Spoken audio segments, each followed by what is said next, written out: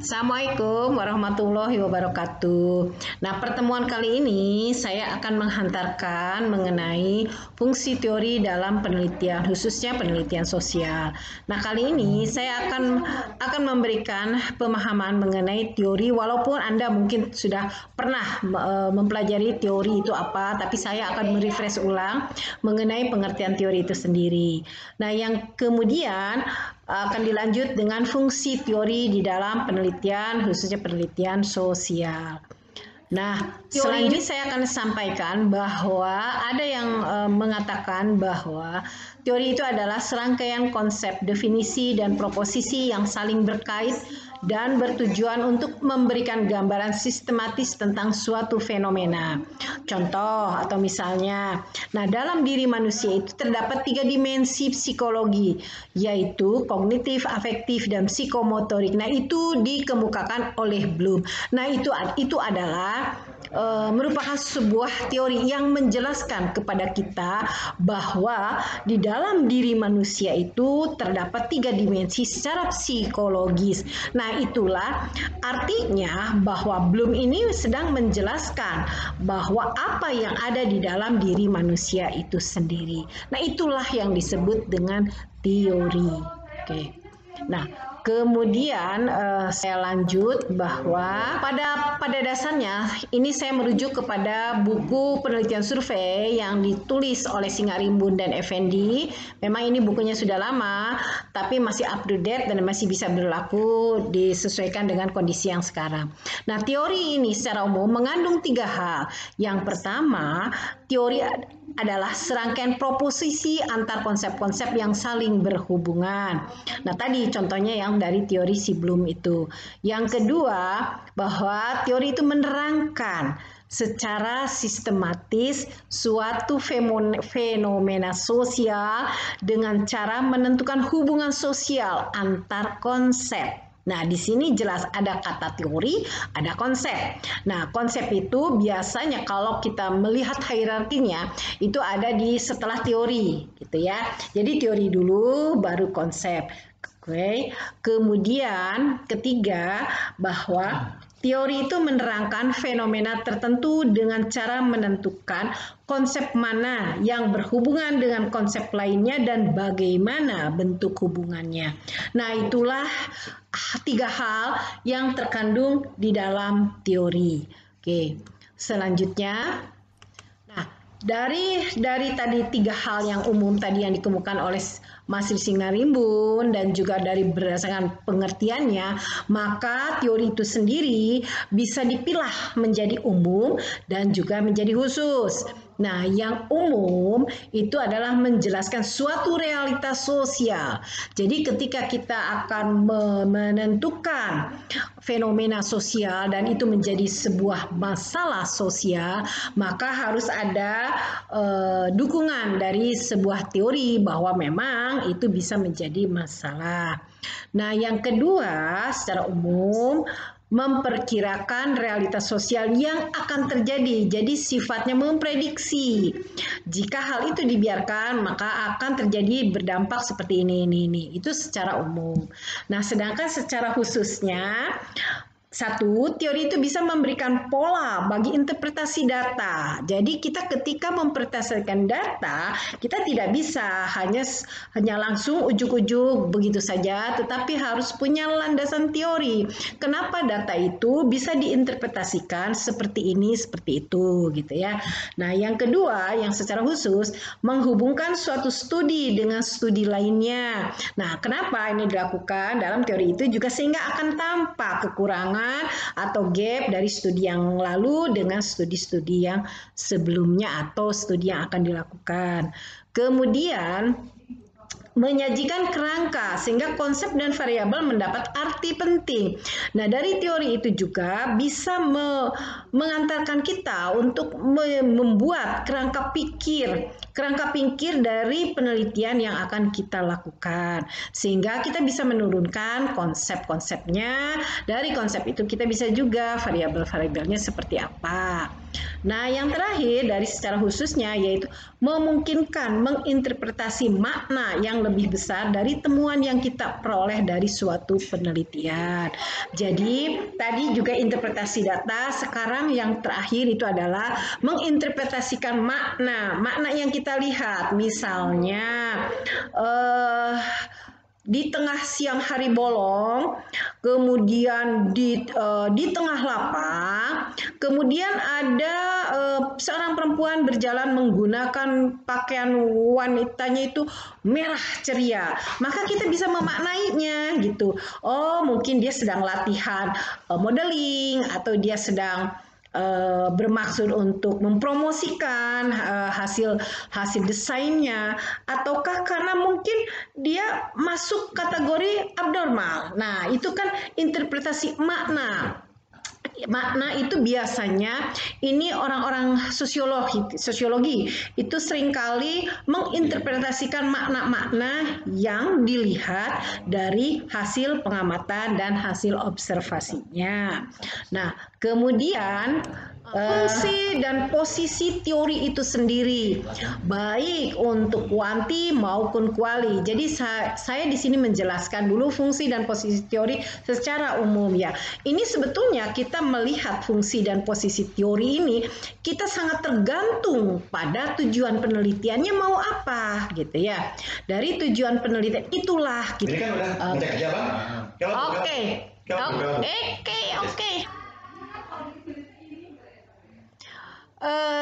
Maaf tadi saya jeda waktu dulu. Nah tadi itu apa ya? Saya fungsi ya. Oke, saya ulang ya. Saya ulang yang pertemuan tadi yang bahwa saya akan menjelaskan lagi fungsi dan teori posisi. Nah, pada dasarnya menurut Blaikie itu katanya untuk menentukan fungsi dan posisi teori itu sangat tergantung pada tujuan penelitiannya itu sendiri. Nah, di sini saya memberikan beberapa contoh mengenai posisi teori, misalnya dalam penelitian dasar, misalnya teori penjajakan. Nah, ini dalam teori ya, dalam penelitian ini tujuannya adalah untuk berusaha mengembangkan pengembangan awal, mencari gambaran kasar atau mencari pemahaman tentang fenomena sosial yang belum diketahui sebelumnya. Jadi baru mengeksplor gitu ya. Nah, kemudian untuk mendeskripsikan. Nah, tujuannya adalah untuk menggambarkan realitas sosial secara apa adanya atau melakukan pengukuran yang cermat terhadap fenomena sosial tertentu, termasuk keajegan sosial yang ada. Peneliti mengembangkan konsep atau teori tetapi tidak melakukan pengujian hipotesis. Nah, di sini dalam penelitian yang sifatnya deskripsi, jadi di sini tidak ada hipotesis dan tidak melakukan pengujian hipotesis itu sendiri. Nah, di sini peneliti bisa mengembangkan konsep atau teori yang sudah ada atau memodifikasi antar satu teori dengan teori yang lain.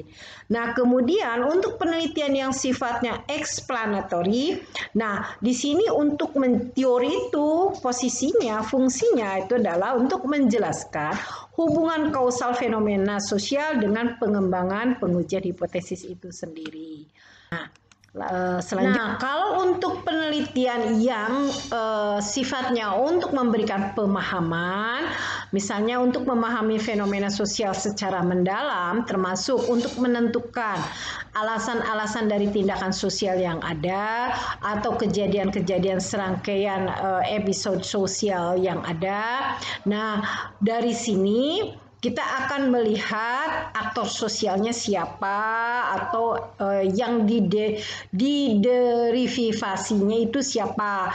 Nah, itulah fungsi teori di sini di dalam penelitian yang bertujuan untuk memberikan pemahaman, maka fungsi teori itu adalah untuk melihat, untuk menentukan aktor-aktor di balik itu semua. Kemudian yang terakhir adalah penelitian yang sifatnya untuk memprediksi. Nah, fungsi teori di sini posisinya yaitu kan ini untuk prediksi itu adalah untuk melakukan kajian ramalan-ramalan untuk di masa yang akan datang. Nah, Kemudian dari fenomena sosial ini yang sekarang ada itu diramalkan, misalnya 5 tahun atau 10 tahun kemudian itu akan seperti apa. Nah, itu nanti teorinya posisinya adalah untuk mengantarkan si peneliti itu untuk membuat peramalan atau prediksi-prediksi itu sendiri. Oke, saya lanjut. Nah, ini saya lebih ke memberikan contoh bahwa dalam penelitian eksplorasi itu di sini posisi peneliti itu masih dalam tahap penjejakan, masih mengeksplor. Maka posisi teori pada dasarnya tidak terlalu dominan, kecuali untuk membantu memahami realitas sosial yang ada. Nah, kemudian yang kedua, jika di dalam penelitian yang deskriptif, meskipun tujuan penelitiannya itu hanya menggambarkan realitas sosial secara apa adanya, tapi di sini fungsi teorinya itu sudah sangat membantu untuk menafsirkan atau memahami realitas sosial yang ada. Jadi untuk mendukung dari pemahaman kita terhadap realitas sosial. Kemudian dalam penelitian eksplanasi, di sini posisi teori ini sangat jelas, yakni untuk sebagai landasan penjelasan realitas sosial yang diturunkan dalam hipotesis yang hendak diuji. Misalnya, kita melakukan penelitian tentang bunuh diri di Gunung Kidul atau bunuh diri di kalangan mahasiswa dengan mencoba menverifikasi dengan berbagai modifikasi teorinya. Misalnya kita ambil Durkheim atau teorinya siapa. Nah, disitulah kita mengeksplor. Nah, selanjutnya penelitian untuk mencari pemahaman. Nah, di sini dalam penelitian bertujuan untuk memahami itu, misalnya memahami realitas sosial yang saat ini terjadi. Kemudian posisi teori ini adalah untuk menafsirkan realitas. Jadi, ketika tadi saya contohkan wanita yang berbaju merah di tengah lapang di siang hari bolong, di tengah terik matahari.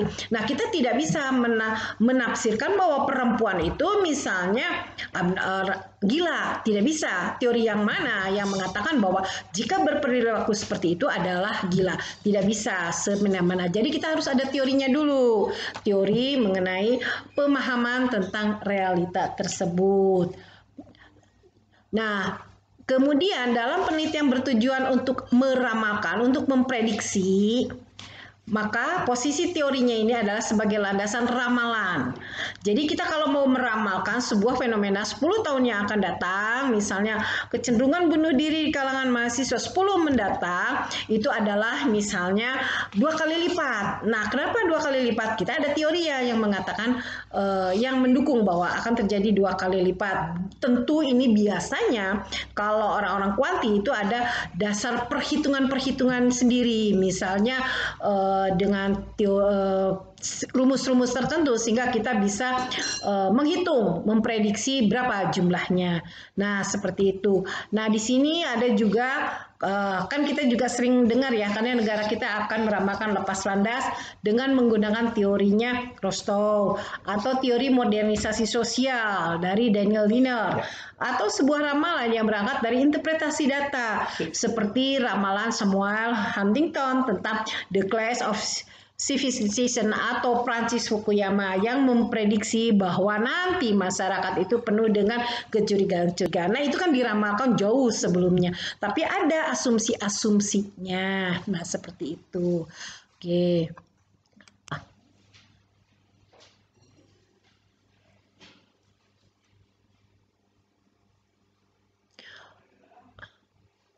Nah, dari tadi beberapa yang sudah saya sampaikan, sudah saya jelaskan mengenai fungsi teori dalam penelitian sosial. Saya di sini akan membuat simpulannya ya, bahwa semua penelitian yang bersifat ilmiah itu pasti akan berbekal dan dibutuhkan sebuah teori.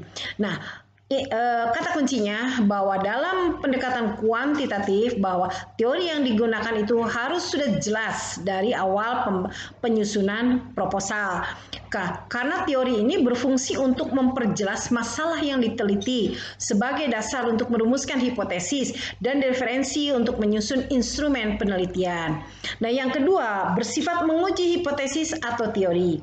Yang ketiga, jumlah teori di dalam kuantitatif itu yang digunakan itu disesuaikan dengan jumlah variabel yang akan diteliti.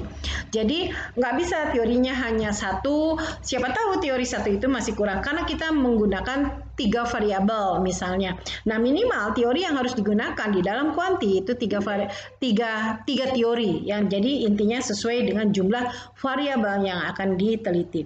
Nah, sebaliknya di pendekatan kualitatif bahwa teori itu tidak ditentukan dulu di awal posisinya, tetapi teori yang dipilih ketika menyusun proposal itu sebenarnya dapat berkembang setelah si peneliti itu memasuki lapangan atau melihat konteks sosialnya seperti apa. Jadi karena sifat di kualitatif ini sifatnya holistik, maka teori itu terus berkembang, terus sesuai dengan apa yang ditemukan ketika di lapangan.